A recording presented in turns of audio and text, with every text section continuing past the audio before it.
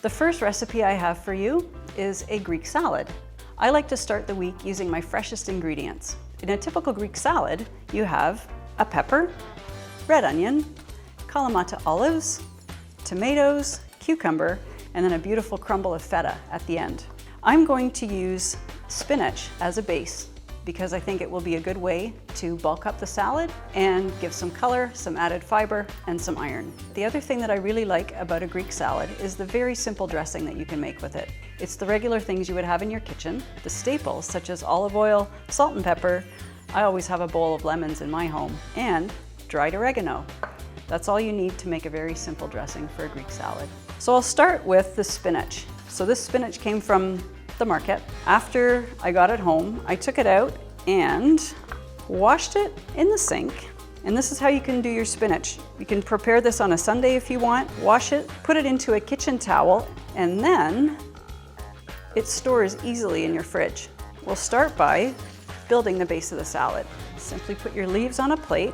Oftentimes we make a salad in a bowl, which is great and it's fine, and you can totally make your salad in a bowl. I like to make this Greek salad on a plate because of the fabulous colors that are in it. There's so many great things you can put in. There's a lot of contrasting colors. We start with building the base, and then I'm going to work with cucumber. Cucumbers are fantastic because they are really high in water, which is fantastic for your skin. Now I'm thinking about this salad, and I'm thinking I'm probably gonna serve 2 people with this salad. So a chunk of cucumber ought to do it. The way I like to cut my cucumber is in quarters, like that. These I'm simply gonna sprinkle on top. And the other bit. And you can eat the rest for a snack. After the cucumbers, I will go in with my pepper. I've chosen to use a orange pepper just because that's what I could find at the grocery store. I was actually looking for yellow peppers for this one, but I found this fabulous 3-pack on sale. And the 3-pack had the orange pepper and a couple of red peppers. When you're cutting open a pepper, and you're not going to use the rest of it, I'm just going to use this small bit for now. But when you cut open a pepper, leave the seeds in, and this is what's going to get stored in the fridge. You can keep this, put this away for use later in the week. But you don't want to clean out the whole pepper now, or the pepper will start to get mushy. So I'll give this a quick clean. Get those seeds out. I'm just going to grab my garbage bowl over here. That's a handy thing to have, is a bowl to put your garbage in. So instead of going back and forth to the bin, if you have a little garbage bowl on the side, it really cuts down the time that you have to spend cleaning up. So this one, I'm just going to cut it into strips and cut each strip into bite-sized chunks. So high in vitamin C and antioxidants. Peppers are really good for you, not to mention the fabulous color that we're getting out of this orange pepper. So I'll dress the next part of the salad. Okay, tomatoes. These cherry tomatoes burst in your mouth. I could just toss them on, but I prefer to cut my tomatoes in half just so there's no surprises when I'm biting into that salad. So I'll just take these that I've already taken off the stem. And if you've never seen one of these, this is a fantastic knife. It's called a tomato knife, really. Very sharp, and it cuts through those tomatoes like butter. Tomatoes, again, more vitamin C, fabulous fiber, excellent color, and juicy, good for your skin.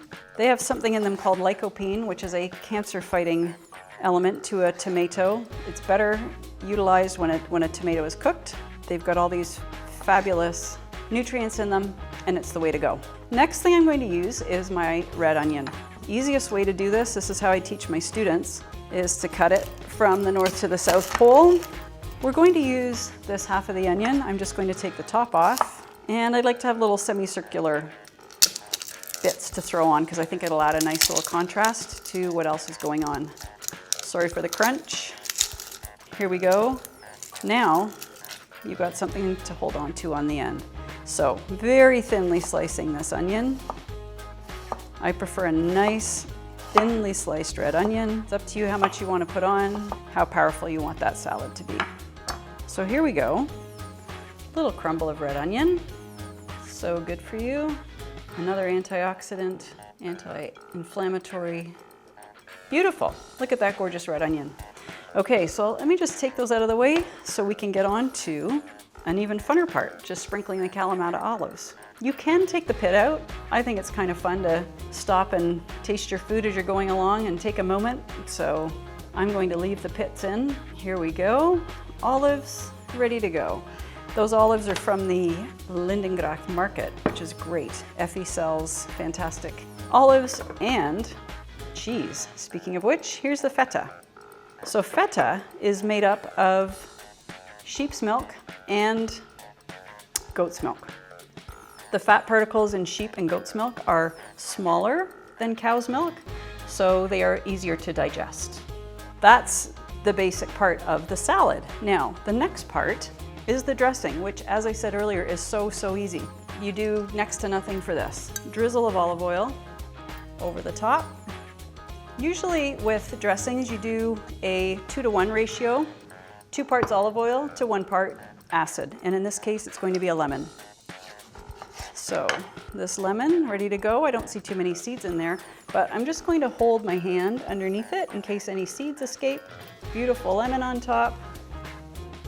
A nice crack of pepper.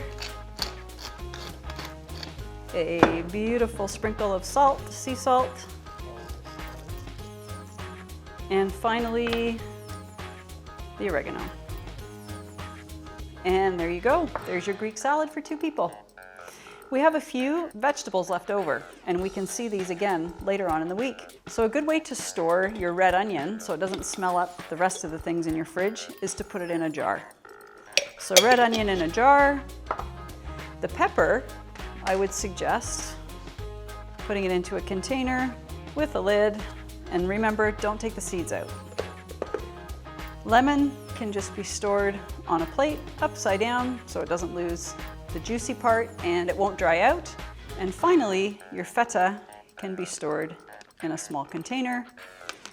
That we're going to use tomorrow in the pasta dish. So voila, Greek salad with feta cheese and spinach for 2.